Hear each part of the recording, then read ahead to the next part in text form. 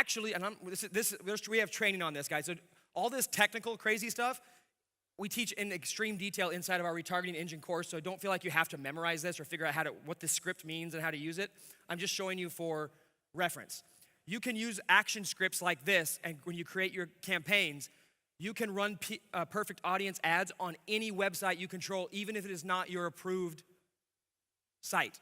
So you want to build a retargeting, you have your approved site, and then you have another domain where you run most of your traffic, and you want to build a pixel list off that site.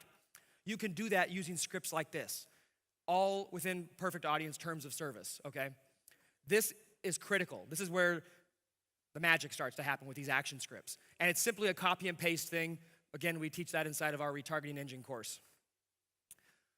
Leverage multiple networks. You want to drop multiple pixels, okay? Multiple retargeting networks, drop pixels. You use Site Scout, use Perfect Audience, use Facebook, use AdRoll, okay? Maybe even use Retargeter. On average, each additional retargeting network will increase your reach by 30 to 40%. And then you just duplicate that same campaign across multiple networks. You don't have to create a unique, different campaign. Just take the same ads you have on this network and plug them into the next network so that you're just increasing your reach for those different people. Your audience will not be able to escape you, which means lots more money in your pocket and better branding, better impressions on your audience. You're actually a bigger deal to them, and they will start to respect you more, and more likelihood of them becoming a brand ambassador or even just a complete raving lunatic fan of your products. Build segmented lists. Think of retargeting lists the same way you would in an autoresponder list. You would not just build one email list, right? You build an email list per product, per topic, per thing like that. Same thing. Here's a few different common types of lists that we build on, okay? List segmentation. Here's a very basic example to get a feel for how this works. So the visitor comes in, they visit the website. We drop a retargeting pixel here when they land on the website. Okay, that's our visitor pixel. That's like, hey, come back and buy, right? If they leave, come back and buy. If they buy, they go onto a buyer list where we can retarget them with a new offer. If they add to cart but don't check out, then we hit them with an abandoned cart. Hey, come back and buy your stuff. So there's actually 3 different lists here. It says 2, but there's 3 different lists that can go off of this, okay? 3 different pixels are dropped depending upon the action they take, which segments them based on their action. This is more behavioral stuff, kind of like Damien was talking about, right? You guys with me so far? Okay. Here's a list segmentation example using multiple lists through a sales funnel. So a visitor comes in.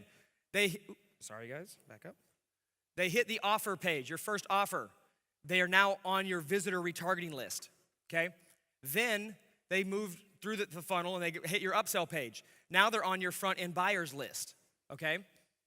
So if they leave at this point, we will retarget them back to that upsell because they didn't buy it. If they do buy, they move on to upsell number 2, and they're now on our OTO buyer 1 list, meaning they bought the first upsell, okay? And if they buy the second one, when they land on the thank you page, they'll get tagged with that one. So ultimately, the same person could be on 4 separate lists. That's okay. It doesn't hurt anything. You also don't have to pay per pixel like you do with an email list. If you have the same email across 4 lists, you have to pay for it 4 times. 4 separate lists, 4 or more separate campaigns. So each one of these lists has its own retargeting campaign that pushes people back to whatever action they didn't complete. Still with me? Okay. Sequential retargeting. Use retargeting to move your prospects and customers along a programmed promotional sequence. Think of it as a linear progression. Linear progression of automated attempts to close the sale or get the opt-in. You're just trying to progressively move them along to get the action you want them to take. Most retargeting is set up as one campaign, like Amazon. Sequential retargeting, it's a series of short-lived campaigns that expire and start, that are triggered by the action or lack of action taken by the person. This is behavioral again. Sequential retargeting has increased our conversions by over 200%. Now, this is gonna start getting more complicated. Great, right? If you screw this up, 100%, or 99.99999% screw it up, you're still gonna be way, way, way more effective than if you didn't do it at all. And you can get better at this. You can also roll this out piece by piece. You don't have to come in and just be like, thunk, it's done, okay? So don't feel like it's a one or done kind of deal. Okay, so a sequential retargeting campaign example. So we have the review page. This is for a physical product, right? So we sent them to we never send traffic. So in an Amazon case, even in our e-commerce store case, we never send them straight to the cart or straight to the Amazon listing page. We always use a bridge page or a review page or a pre-sale page, because can we drop a pixel on Amazon? Nope. But we can on a site we control, right? Actually, with User Grow, you actually can drop a pixel, but that's a different story. So a review page, they land on that. We drop a pixel. So if they don't continue through the process, they're going to get an ad that says, hey, come back and check out this review, right? The next ad they're going to get is a buy on Amazon, okay? Because if we have it on Amazon, then we could push them to our cart first, okay? But in this case, we're taking them from our review page to our checkout cart. And if they don't buy on our e-commerce store, it's not necessarily because they don't want the product. They may just not trust the store. They're just not sure who we are, things like that. Everybody trusts Amazon. So we try to recoup the sale here. If that doesn't work, we hit them with another retargeting ad a few days later, day 7 to 9, they get a discount offer. Notice we didn't lead with the discount. You don't need to incentivize people to buy right off the get-go just because they didn't purchase the second that they saw your product. And then, if we can't get them with the buy on Amazon or the discount offer, we're going to give them a giveaway offer where it's like, hey, opt in here to have a chance to win XYZ product, the same one they were thinking about buying, right? You see how we're sequentially and progressively trying to get them to take an action, and at the very end, if we can't get them to buy, we still try to get them as a subscriber. Because what happens when they're a subscriber? They go into a follow-up sequence that pushes them back to the same product. Okay, so now you're hitting them on email and retargeting, and the email could actually trigger a whole new retargeting campaign to help close the sale again. Here's a cart abandonment sequence example. So they abandon the checkout cart. They put something, add to cart, and they leave. So we first show them, hey, come back to the cart. Then we'll say, hey, did you see this review on this product? Maybe like a independent type review or a review site or a pre-sale page or something like that where they can get more information, maybe see a video of the product in action, something that gives them additional information that's not on the actual shopping cart page or on the product detail page. Okay, if that doesn't work, we send them a discount offer. If that doesn't work, we send them a giveaway offer. It's always sequential. Okay, these are not complicated to set up. They just take a little bit of time.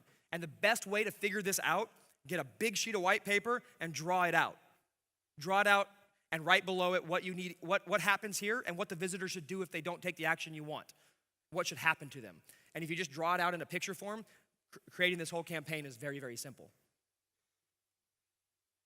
So here is our favorite cart abandonment sequence. This is a sequential cart abandonment sequence. So they get a cart reminder, the first thing, right?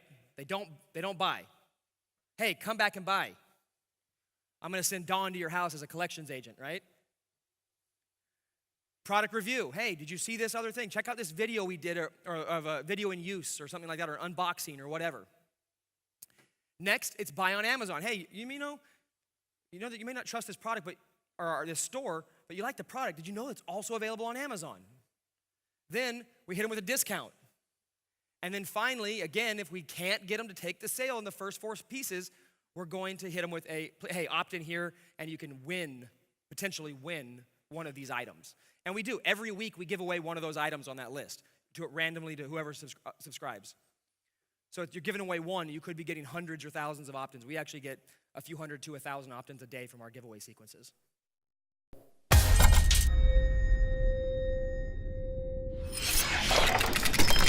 Today, I just want to talk to you a little bit about Facebook ads and using them to drive traffic to your store. Over the last week, we've doubled sales every single day. And this morning, about 7:30 this morning, we already were over $1,000 profit for the day.